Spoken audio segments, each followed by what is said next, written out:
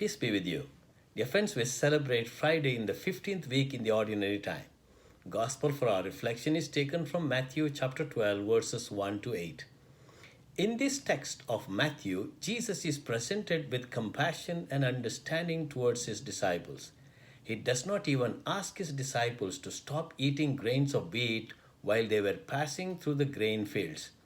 But the Pharisees find an opportunity to criticize Jesus, highlighting the importance of the law. The Gospels indicate that keeping the Sabbath was the number one issue of contention between the Pharisees and Jesus. The Sabbath was of extreme importance to the Jews, and from Pharisees' outlook, it appeared that Jesus did not consider it to be nearly as important as they did. In response to the Pharisees' accusations, Jesus gave two reasons why the Sabbath could be broken.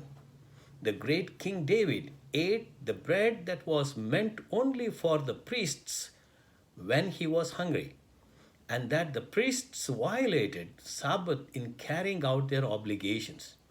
Jesus referred to David's story to associate the temple with the relief of hunger and to make the point that hunger supersedes law and traditions.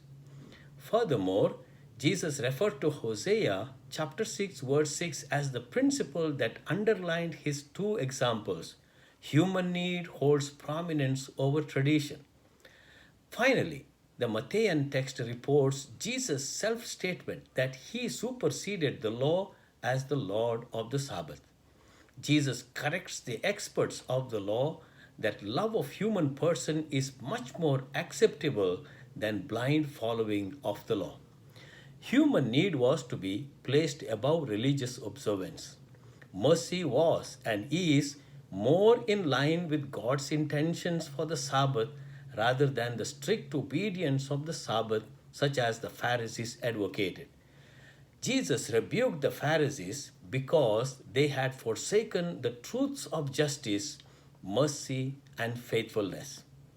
Jesus clearly defended the disciples and affirmed that God does not want sacrifices, but he wants mercy and love. Jesus never leads his followers in contradiction to his Father's will. But the Pharisees, in their zeal for God's law, actually applied it beyond God's true intention. The commandment forbids anyone from doing work on the Sabbath, but they had expanded the meaning of what constituted work to a ridiculous extent. They considered that picking heads of grain with one's hand was the work of harvesting, and that rubbing the kernels of grain in the hand was the work of grinding, and that blowing the chaff away from the hand was the work of threshing.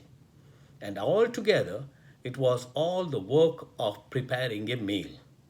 Well, this passage widely opens a new interpretation of what we do daily. Our prayers, observance of certain religious rules and regulations must help us come closer to one another and most certainly closer to God. Our duties are meant to fulfill the law of love. An observance of the law for the sake of just observance does not actually please God. The two commandments, Jesus summarized the whole law and the prophets should be the focus of our spiritual life. That is, the love of God and love of our neighbor. His disciples were surprised when Jesus told them, "Here I tell you is something greater than the temple." In those days, it would have been difficult to conceive of any greater than the magnificent temple built by Herod in Jerusalem, considered to be one of the wonders of the world. It was revered as the focal point of God's presence. Yet Jesus claimed to be greater than the temple because he is the new focal point of God's presence. God was present no longer in a building, but through a person, through Jesus, whose other name is Emmanuel, that is God with us. It is because he is Emmanuel that Jesus speaks of himself in our gospel today as Lord of the Sabbath. He is not just Lord of the Sabbath, but Lord of all, Lord of the church, Lord of our lives. Because He is Lord of our lives, we submit to His word so that His priorities become our priorities. The gospel says Jesus declares that feeding the hungry takes priority over a certain narrow understanding of the Sabbath law.